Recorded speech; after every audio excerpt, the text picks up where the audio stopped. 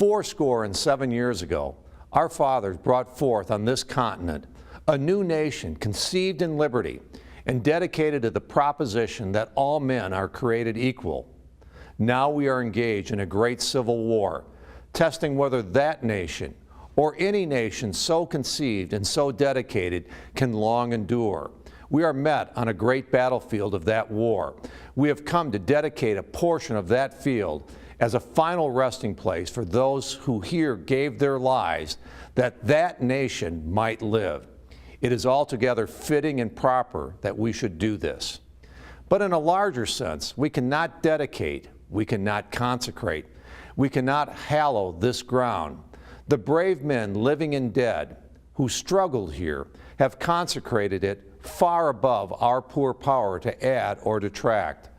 The world will little note nor long remember what we say here, but it can never forget what they did here. It is for us, the living, rather to be dedicated here to the unfinished work which they who fought here have thus far so nobly advanced. It is rather for us to be here dedicated to the great task remaining before us, that from these honored dead we take increased devotion to that cause for which they here gave the last full measure of devotion, that we here highly resolve that these dead shall not have died in vain, that this nation, under God, shall have a new birth of freedom, and that government of the people, by the people, for the people, shall not perish from the earth.